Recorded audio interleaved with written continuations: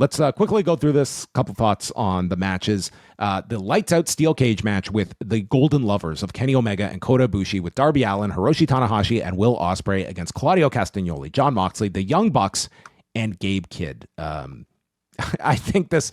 First of all, what's your estimated length of this match? 50 minutes. 5-0? Is that too long for a cage match? No. Like a War Games would be that much, but you're also not getting like separated entrances, right? So everybody's already in the ring. Fuck, 50 minutes is a long time. No, I could see 45-ish. Like, yeah, I'm not. I mean, you did bring up the fact there is like a curfew, and I mean they do have some restrictions, and this will be the last match of the show. But I think they're gonna have, like, I feel with entrances and everything, I think this is gonna be like the last hour of the show. Okay, yeah, with entrances, yes. Bell to bell, I'm gonna say 33. Like around 33, like they will be aiming for 30, and then they will go over, and Chris Park will be like, man, I just want to make this guy happy. we cut out the Anaconda Vice. I'm so sorry, Bruce. I'm sorry, Tana. We can't do the high fly flow off the top. I'm sorry. Very good, Chris Park. I have no idea. I'm more interested in how this match is put together. I mean, you have, even with a handful of these guys that are probably not at their best when it comes to like health. I can't fathom that this is not going to be an unbelievable big AEW gimmick spectacle. And with everyone involved here, I mean, I have no doubt that this is going to be pretty incredible. So yes, like maybe half of these guys might actually be working injured. But we also know that they're all fucking crazy, and that they will push through whatever injury they have, and especially if other people are in that match doing the same. So I hope no one is hurt in this match, because you're going to have like the ambition level is going to be very high for some of these people. Like Darby has not wrestled since December. Kota Ibushi has not had a big match like this in a very, very long time. Even like an Ospreay is here at the O2 Arena in London. He's going to want to have a big showcase. It's Gabe Kidd's first match back since his injury. There's just a lot of guys. Like, we haven't seen Kenny in over a month. So yeah, there's a lot of interesting factors to this match. I mean, I do ultimately like feel like maybe for some of these guys, I wonder if like our sort of perceptions of how injured they are might be a little bit overblown, in that they've just been protecting maybe that mistake. I hope that's the case, and I hope to be really surprised by them doing something fucking completely crazy that ultimately they'll be walking away from. But you got the lights out stipulation, you got a cage, and those immediately elevate expectations to a pretty high degree when we're talking about AEW. So I have a great feeling that they will deliver. We just know, like, from certainly like the Bucks prior, any of their matches involving any of these participants, they will have some great sequences planned. And we also know from Moxley, like involving a sort of death matchy lights out type of stipulation, what sort of craziness he'll probably have planned. And there's just no way to me this match can go wrong. It really feels like a very worthy pay-per-view main event. And just looking at this, just purely looking, like, you have these 10 in this match of what you could have coming out of this. Like, we could have an all out that has your Darby Moxley match, that has what else here? Ospreay and Gabe Kidd, Golden Lovers, and the Young Bucks. Maybe, like, those are all three directions I could see coming out of this as well. Like, Moxley and Darby seems like a lock that they will get there, and I think Ospreay and Kidd is a match that they'll want to get to as well from the angle. Did you get the sense though that Ospreay was kind of hinting? I mean, again, we don't know the true status of the injury, but he was kind of hinting at like, I might need surgery after this. Like I almost sense that he was saying that he might be delaying his actual time off just to get through this event. I have no doubt that his neck is probably in not the greatest of shape, but I think that's also now part of the story. Like, if this guy needed neck surgery, I'm pretty confident he would not be doing this match. Did he actually take any real time off though? Like in between All In and in this event? I mean, he missed like what, a couple weeks? 3-4 weeks maybe? Yeah. Like, can we expect a longer time layoff coming off of the London show, I wonder? I mean, it certainly is all in, how bad his neck really is, Right. if that's the case. Kazuchika Okada and Swerve Strickland for the Unified Championship. I've been very high on how this match has been promoted. I think it's certainly another big match for Okada to have, and with Swerve, I mean, they're going in with like the knee injury story as well. Oh yeah. So you have that aspect to it. Almost forgot. Like every babyface essentially is coming. Pretty much every, from Tony Storm to Swerve to half of the Walking Wounded in that cage match. You got to keep a chart of the injuries, injury angles going into this. Yeah, it's been a relatively simple build. Like, these two are really big names, and they're about to have a match, and Okada will call him bitch a few times. Like, they're not really doing a whole lot more beyond that, and it doesn't really need a whole lot more. This is one of those like big sort of dream match type of scenarios, at least for a PLE that we've yet to see. And any chance of a title change? Like, they're really pushing Okada now as like the longest reigning AEW champion ever that's held any belt of this length. No, I don't think so. Not yet. I think whoever takes the belt of Okada will probably. I think they're trying to establish this as like a title that's on the level of the World Championship, and I don't think you do that by just taking the belt off of him yet. But I mean, Swerve will have to. I'm sure they will come out of this with a great performance, and Swerve will need to get something coming out of it that will retain his value.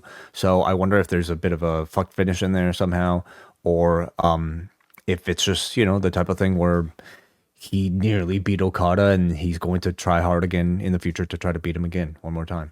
Yeah, but, I'm interested to see how they work the knee stuff into this match, because I think there's some clever stuff that they can do for Swerve's offense to sell the knee injury and such. I'm looking forward to this match. I think that.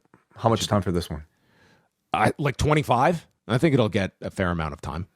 For an Okada on a PLE, yeah. Or sorry, pay-per-view. Fuck, I gotta stop doing that. Pay-per-view, 25 minutes sounds right.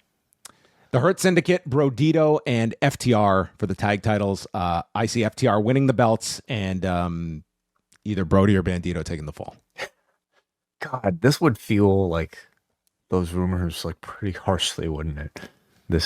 The finish that it would be hilarious if they went to this length and made it the three-way, and still Lashley and Benjamin, they ended up taking the fall. That said though, like a straight up Hurt Syndicate versus FTR match wouldn't necessarily make sense considering they're both such heels, and you build so much equity in the Hurt But Syndicate. You did do the angle on TV where they did get they were going that direction, and then it just stopped. It's one thing to do an angle, but in the match itself, you either risk one team not looking like such threatening heels coming out of it, or you have an apathetic crowd potentially. Well, it's like the Hurt Syndicate are heels, but they act like baby faces, and the crowd generally reacts to them like they're going to probably be cheered in this match. Potentially, yeah. It'll be interesting to see how the crowd reacts to it. At the same time, I do think like FTR versus Hurt Syndicate is a really big match you might want to hold off on at a time when their sort of babyface and heel directions might align a little bit better. But like you, John, I think this is a good opportunity to take the belt off of him, put him onto FTR so that Edge and Christian can go after him. And I'm sorry, who's taking the pin here? Bandito or Brody? I think it could be our ROH champion. Oh, man. Yeah. Timeless Tony Storm and Athena for the women's championship. I could see Athena winning this title. I think that there's an argument that I think Tony Storm, I don't think it's harmful at all. It gives her someone to chase. And I kind of like keeping this London curse for Tony Storm. Mm-hmm. That's another like story that you can have for a year from now when it's a much bigger show at Wembley. I think Athena, like, it really establishes her.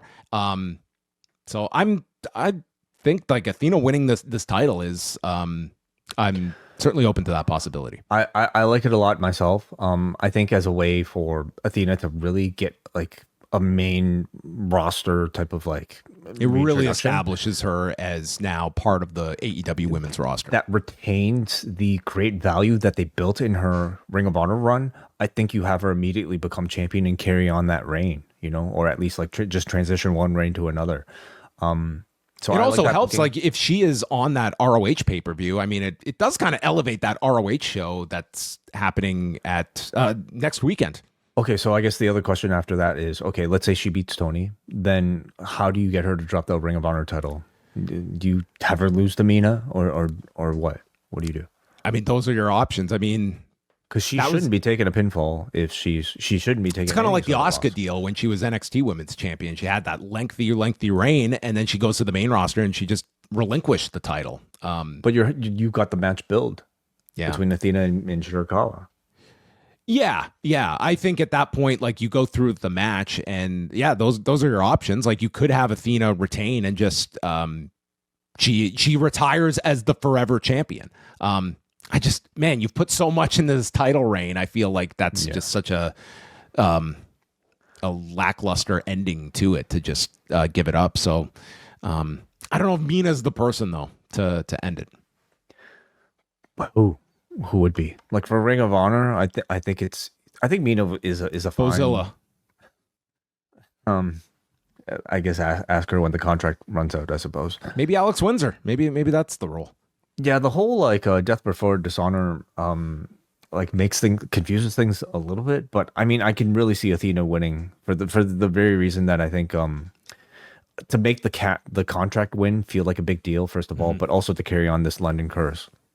We've got so much going on at the Post Wrestling Cafe. $6 a month gets you access to the full Post Wrestling experience. The newest Rewind Away will be going back to 2001 as we will review King of the Ring, featuring Edge winning the crown and Kurt Angle taking on Shane McMahon in a very well-remembered street fight. Plus, it's all of our reviews of the WWE Unreal series on Netflix, XL editions of Rewind to Raw, Dynamite, and SmackDown, and so much more. All of it can be yours at postwrestlingcafe.com. Mercedes, Alex Windsor, Bozilla, and Persephone in the four-way for the TBS Championship. Any shot of Mercedes dropping the belt? No. The star power of any of the other four is just not there to really justify it, that transition. And but I'm hoping for the match to be really strong, and I'm hoping for it to be a great introduction for Bozilla and like a styles clash. I think that's what you want to showcase in this type of match. And I think the audience, they will be pretty into like even if they haven't been exposed to Bozilla or even Persephone all that much. Like, I think this is one that, I mean, ultimately it'll be how this match is like laid out. And, I think certainly Alex Windsor, I think, comes into this a lot more heated up in terms of someone that they've done a fairly good job building up. And I think that tonight's show sends her into London, where she'll be like the crowd favorite for sure. I'm very curious if I don't know if we'll get any sort of answer for all of this, but I'm curious if like the two visiting wrestlers from other promotions have some sort of like deal that will prevent them from having a Stephanie Vaquer situation, immediately going to another promotion, or at least being engaged in some sort of bidding war immediately following this. Because I can't see Tony wanting to allowing himself to make the same mistake twice. Well, they should be prepared. Like, they know what the strategy is. And that's one where I don't even blame a WWE. If someone shines and they're available, then you go after them. Like, I don't think there's anything underhanded about that. And you should, if you're going to focus on these people, you're running that risk if they end up becoming available. Kyle Fletcher and Hiromu Takahashi. I don't know if this is going to be the match of the show, but I think they're certainly going to go out there to try and have it. Hiromu is, he's not the Hiromu of several years ago, but this is a chance to have a really, really spectacular match. I'm curious if this one, like, the one thing about AEW shows is that you never doubt that they're going to have the time to have the match they want. Will that be any kind of an issue on a show like this? Because I would love for these guys to get like 15, 18 minutes. Maybe they will, because Fletcher is a very, he's a massive project for them at the moment. I'm more curious to see how Hiromu does here in like a singles outing and working more of like a heavyweight style with Kyle Fletcher as well. I'm more interested in like Hiromu's performance, because I think you have no excuses in working with a guy like Kyle Fletcher at this point, who's just been on fire this year. I think the crowd will be in absolute love with Hiromu Takahashi. I just think like he's one of these at this point, like sort of like legacy names attached to New Japan that still presents a Minoru Suzuki type of appeal, for people seeing him. And I mean Kyle Fletcher too, though, is like arguably one of the best heels on the entire roster. So he's going to receive I'm sure a great ovation from this crowd. I can't see them maybe going so long, just given like how much else there is on this particular show. But yeah. I hope they have enough time to tell a strong story and to give a great showcase for both men. Zack Sabre Jr. and Nigel McGuinness for the IWGP World Heavyweight Championship. Yeah, with Daniel Garcia in the corner for Nigel. So this is the match I would have Danielson do commentary for. Yes, that would be a great call to like with the connections to all three of these guys, including Garcia. Right. I agree that would be very smart to do. I guess your question is, if you do the angle with Daniel Garcia afterward, I think everyone sees it going that way. I mean, this would be the location to do it if you wanted like the ultimate crowd reaction is like Nigel comes up short or even Daniel Garcia like turns on Nigel. That's certainly an option to go. And yeah, I think that this is I could see this one getting like a significant amount of time as well. Yeah, I could see it too. I'm looking forward to the match itself more so than any sort of angle that might come out of it. Honestly, like to me, this is already the pinnacle of like what you'd want a Nigel McGuinness match to be, other than the Danielson match. And so to me, a Garcia match following it, I'm not so into the feud that I'd be that excited by it. But maybe if the angle is really strong, we'll see a different reaction. But yeah, it's I don't know, two technical wrestling legends, and a lot of names of moves that I don't think we'll know what to call. So I'm looking forward to that. I'm looking forward to a satisfying match. I'm looking forward to a crowd hopefully treating these two like the homecoming legends that they are. So what if we get a spot where Danielson's on commentary and Nigel's on offense on the floor, and then he puts on the headset and he's on commentary with Danielson? That would be another dream match that we could see. What do you think Nigel will come out to Oasis? Yes. Is Tony willing to spend that money? And do you think that their premiums have gone up for their songs this year? Oh, totally. Of course. We'll find out. I'll say maybe. Definitely maybe, even. Definitely maybe. I walked into that one. Adam Copeland and Christian Cage against Killswitch and Kip Sabian. Do you expect just straightforward a Copeland Cage victory, of course, in this match? Yeah, there's no other way. Like they're likely challenging for, well, they could main event even for All Out. They're likely to challenge for the championships. Sorry, they've all but guaranteed it after tonight's show. It's like he literally said, "I'm here to help you with FTR, and you help me with these guys." So, And Kip Sabian is in the match. I don't think Kip Sabian is beating either of them. You don't think they want to protect Kip? I don't think so. Does Mother Wayne take a spear? They might be saving that, but yeah, absolutely. I think it's well, they'll save her for Beth. Maybe. That's right. The main driver of interest is to see what Edge and Christian look like in 2025, right? And I think it'll be fun. It'll be a lot of fun, I think. And then Hangman Page and MJF. This is a very loaded show, as we have gone through 9 matches announced so far, and probably more to come. So the title can change hands by DQ or countout, and presumably, would this go on right before the Cage match? Yeah, I think it has to. I mean, it's supposed to be I think so. In story, like they will promote this as the main event of the show because the lights out doesn't technically count. So for all intents and purposes, that's how they distinguish these. But I give a lot of credence to your idea of this getting extended another month. That this could, like, they are presenting every potential reason for you to doubt Hangman retaining this title with all the stipulations they've added. The fact that he's got the contract as backup. You've got the Hurt Syndicate in the background if they end up paying off that, where it's all a ruse and they're together. There's multiple ways of where you could see that. They're trying to convince you MJF could win the belter. So, like, I mean, we spoke about our dissatisfaction with maybe like the ankle this week in how it made so much of what came before feel moot.